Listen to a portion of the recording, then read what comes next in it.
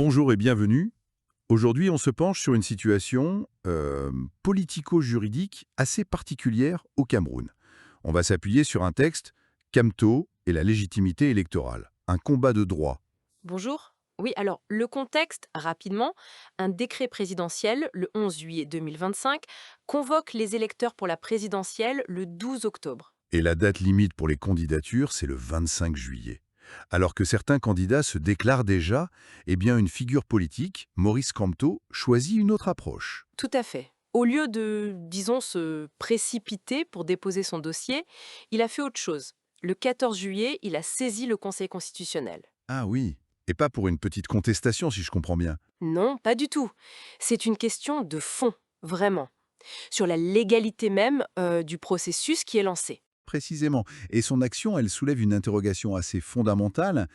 Est-ce qu'on peut participer à une élection si sa base même, c'est-à-dire le corps électoral, la liste des électeurs, elle n'existe pas vraiment légalement? C'est exactement ça le cœur du recours. Il se base sur l'absence de publication officielle de la liste électorale nationale. Pourtant, c'est obligatoire, non? D'après le code électoral. Oui, l'article 80 du Code l'exige. C'est une étape cruciale. Donc, l'idée, c'est d'explorer un peu la logique derrière cette démarche juridique avant même d'être candidat. D'accord. Alors, cette requête déposée le 14 juillet, quel est son intitulé exact? Alors, le titre, c'est Requête aux fins de constat d'inexistence du corps électoral conforme aux prescriptions légales et demande de régularisation. Inexistence carrément. L'argument, c'est donc que sans cette publication de la liste, Le décret qui convoque les électeurs, il reposerait sur une base juridique invalide. c'est ça. L'article 80 dit bien qu'il faut publier avant de convoquer.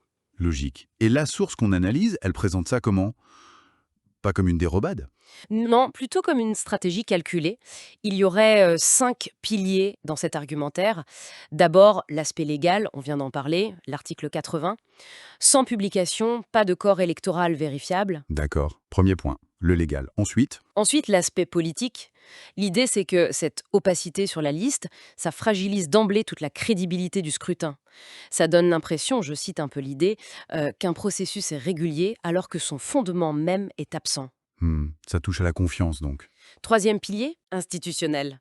Ça met le Conseil constitutionnel face à ses responsabilités. Est-ce qu'il va faire respecter la loi?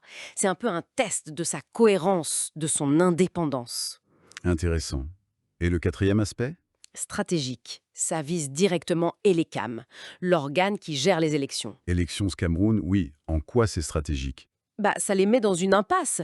S'ils publient la liste maintenant, hop, ils admettent qu'il y avait un problème, un manquement. Et s'il ne publie pas? Ça renforce l'idée d'une opacité, peut-être même d'une certaine complicité dans ce manque de transparence. C'est un peu coincé, quoi. D'accord. Le fameux entre le marteau et l'enclume. Et le dernier pilier? Le cinquième, c'est l'aspect civique. C'est rappeler un principe de base. Un peuple souverain, il vote pas dans le brouillard, pour reprendre l'expression du texte. Il faut savoir qui vote, que ce soit vérifiable. Tout ça met une pression assez forte sur le Conseil constitutionnel, j'imagine. Quelles sont les issues possibles, selon l'analyse? Le Conseil peut faire quoi? Alors, le texte évoque plusieurs options. Le Conseil pourrait dire Ah non, je ne suis pas compétent pour ça », ou alors rejeter la requête pour une raison de forme, un détail de procédure, Ou ne rien dire du tout? ou le silence, oui. Mais là, attention, un rejet sans regarder le fond du problème ou un silence, ça pouvait être interprété comme une validation de l'illégalité. Et ça créerait ce que l'auteur appelle une jurisprudence piégée. Une jurisprudence piégée, c'est-à-dire? Mais en gros, si on ignore la loi aujourd'hui sur ce point précis, ça pourrait ouvrir la porte à d'autres contournements plus tard. Ça crée un précédent un peu bancal pour l'avenir. D'accord. Mais il faut être clair, hein. Cette action en justice, elle ne bloque pas tout, n'est-ce pas? La date limite pour déposer les candidatures reste le 25 juillet. Exactement, le recours n'est pas suspensif. Maurice Kamto, il peut toujours décider de déposer sa candidature avant la date limite. Alors, à quoi ça sert, au final, si ça n'arrête rien? L'analyse le voit comme un jalon stratégique. C'est une façon de poser un acte juridique fort très tôt, de documenter officiellement une irrégularité majeure, dès le début. Pour plus tard, peut-être.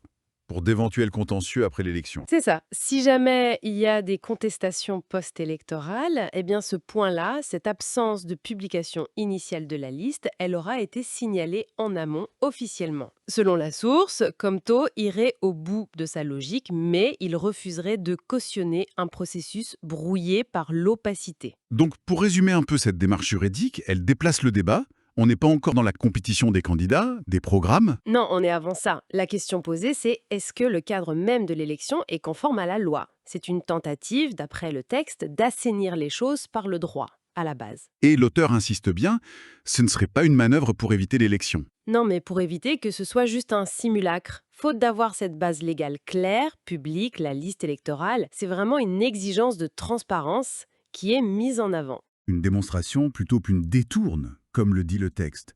Le point clé, c'est que l'élection devrait commencer par cette garantie.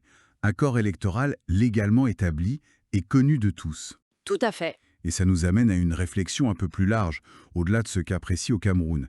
Finalement, quelle est la signification, la valeur d'un processus électoral? Hmm. Si ces fondations même, comme cette liste d'électeurs vérifiables, publiée en temps et en heure, si tout ça est contesté ou reste flou avant même que la course ne commence, Qu'est-ce que ça révèle finalement sur la confiance qu'on peut avoir dans les institutions qui sont censées garantir l'intégrité démocratique? c'est une question profonde, oui. Elle dépasse largement le cadre camerounais et touche vraiment au cœur de ce que signifie la démocratie et comment elle fonctionne ou devrait fonctionner.